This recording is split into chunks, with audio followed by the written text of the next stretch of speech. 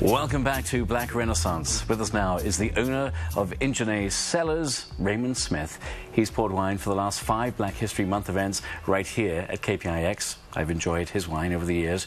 He's also won multiple awards. Let's welcome winemaker Raymond. Raymond, grand to have you here.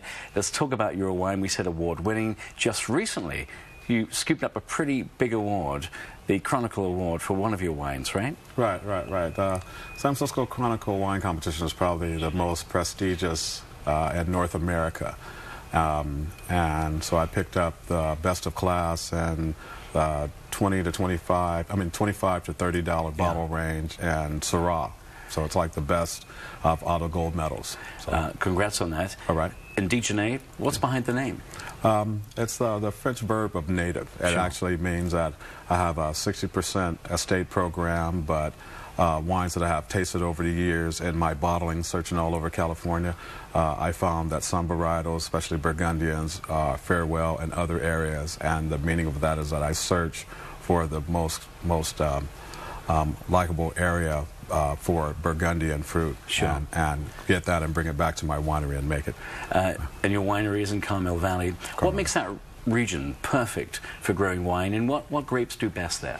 Well, Covelli Valley hosts the Eastern Bordeaux style of wines, which is mostly Cabernet, Cabernet Franc, those type of wines that are beautiful now made, but they have this unique character combination of low alcohol and high acids that would transcend in bottles, changing over a 20-year period, and being something more beautiful later on in life. So these wines will be great now and even better later if you can hold on to them. And how is that community of winemakers there?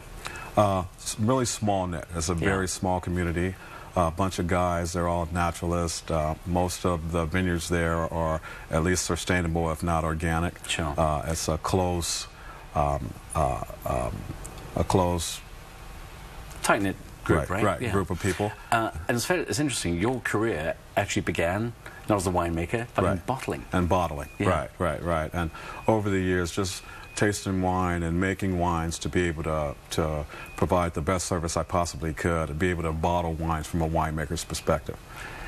And for you, what's the thrill of winemaking? What part of the journey, from the grape to the bottle, do you enjoy most? I think most is the person who tastes the wine, kind of getting the idea of what they like about it, and being reassured that they understand this piece of art and this language that I've been taking 2 or 3 years to transcend to get them to understand it.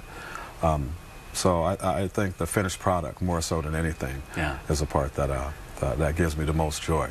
So. Many people will say you're part of a pretty exclusive club. I mean, making wine. There aren't many African-American winemakers. So it is a small club, right? Right. Very small.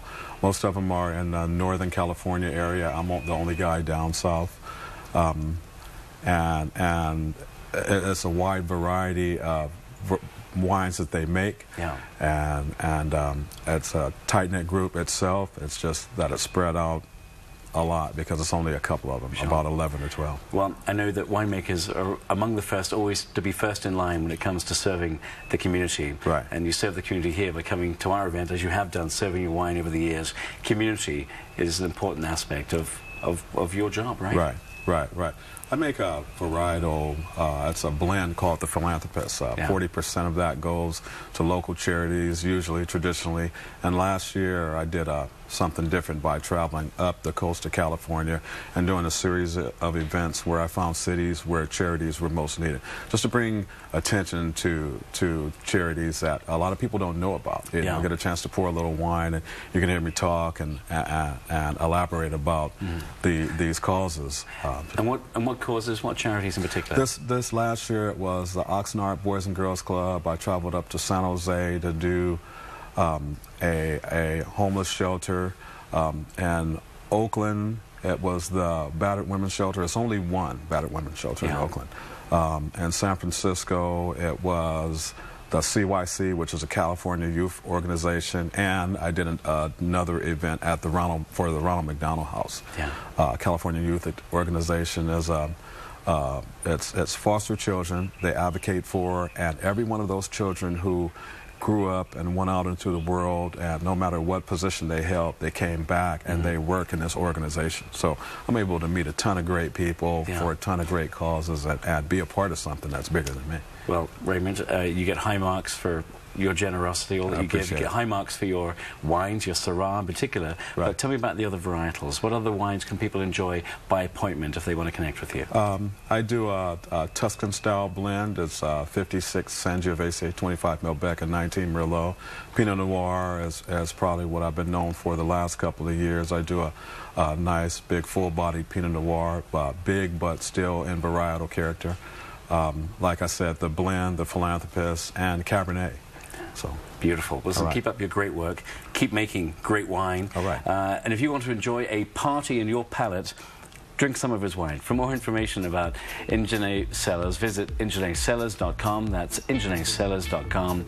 We will be back with more after a short break. Stay with us. Thank you so much. All right.